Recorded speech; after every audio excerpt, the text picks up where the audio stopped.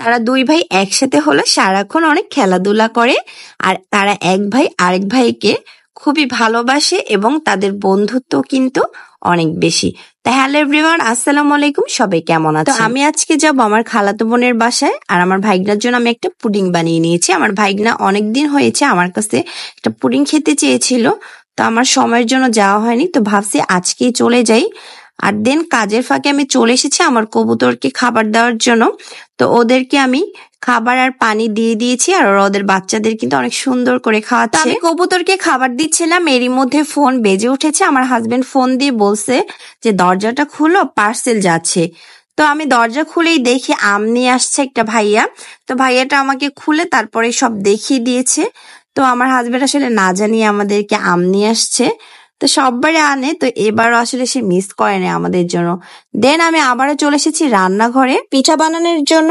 তো আমি তালের পিঠা বানাচ্ছি আজকে। তো তাল তেমন একটা পছন্দ না আমার, তবে এই তালের পিঠাটা কিন্তু অনেক পছন্দ।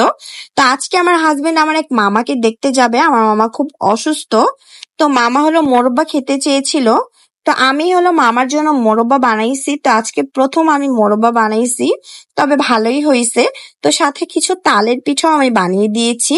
তো সবকিছু আমি বক্সে ভরে দিয়েছি। তো আমার বোনের বাসা আমি কিছু নিয়ে যাব, তো সবারটা বক্সে করে দিয়েছি। তো আমার হাজবেন্ড সন্ধ্যার পরে যাবে। সবগুলো বক্স রেডি করে প্যাকেটিং করে এখন আমি আর আমার ছেলে রেডি হয়ে বের হয়ে গিয়েছি। তো আমরা একটা রিক্সা নিয়ে চলে যাচ্ছি শিশুমেলায়। আর শিশুমেলার ওইখান থেকে আমার হাজবেন্ডকে বক্স দিয়ে দেন আমরা সেই রিক্সাতে করে বাসার দিকে চলে যাচ্ছি। তো আমার হাজবেন্ড যদি বাসায় আসতো তাহলে তার লেট হয়ে যেত, তো এর জন্য আমরাই তাকে বক্সগুলো দিয়ে আসছি। দেন এখন আমার ভাইগনার জন্য আমার আম্মু আম নিচ্ছিল। তো আমরা চলে এসেছি আমার খালাতো বোনের বাসায়। আর এটা আমার বোনের ছেলে, আর ও শুয়ে শুয়ে ফোন দেখতেছিল। তা আমি যখন বলছি যে ভিডিও করতেছি, সে একটু লজ্জা পাইছে, এই জন্য সে হাসতেছিল। তো এখন চলে এসেছে আমার খালাতো বোন ছোটটার ছেলে। তো আমার ছেলে আর ওর ছেলে দুইটাই সমবয়সী, এর জন্য তারা একসাথে হলে সারাক্ষণ খেলাধুলা নিয়ে ব্যস্ত। তা আমি যে পুডিংটা নিয়ে আসছিলাম সেই পুডিংটা কাটতেছিল আমার ভাইগনা। কিছুদিন আগে ওর বার্থডে ছিল, তো তখন তো আমরা আসতে পারিনি, তো এর জন্য আজকে ও পুডিংটা কাটতেছে আর খাচ্ছে। আর একটু লজ্জাও পাচ্ছে কারণ আমি ভিডিও করতেছিলাম এর জন্য। তো আমার খালা আবার বলে দিচ্ছে বলো কেমন হয়েছে। তো সে একটু লাজুক টাইপের, তো সে আসলে একটু লজ্জা পায়, বড় হয়েছে তো। আর আমাদের এই যে পুরোনো দিনের একটা ছবি পেয়েছি, সেটা আবার একটু ভিডিও করে রাখছি। আর তারা দুইজন তো খেলতেই আছে, তাদের একসাথে হলে খেলাধুলা ছাড়ার কোনো কথাই নেই। তারা দুই ভাই খেলতেছে, আর এখানে আমার ভাই আর আমার ভাইগনা তারা দুইজনে মোবাইল টিপতেছে। তাদের যে সারাক্ষণ মোবাইল টিপা আর খেলাধুলা, এটাই নিয়ে তারা ব্যস্ত থাকে। আমার বোন আমাদের জন্য পাস্তা রান্না করে নিয়ে আসছে, চিজ পাস্তা, সাথে বিফ দিয়েছে। আর পাস্তাটা খেতে কিন্তু সত্যি অনেক মজা হয়েছে। ওর হাতে নুডলস পাস্তা সত্যি খুবই ভালো লাগে।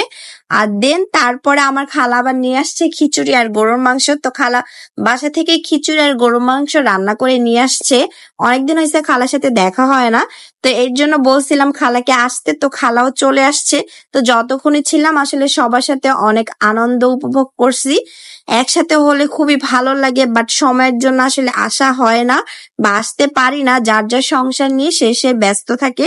এর জন্য সবসময় সবার সাথে আসলে তেমন ভাবে দেখা সাক্ষাৎ হয় না। তবে যখনই মন চায় আমি আমার খালার বাসায় চলে যাই। তো আমার খালাও আসলে আসে মাঝে মাঝে আমাদের বাসায়।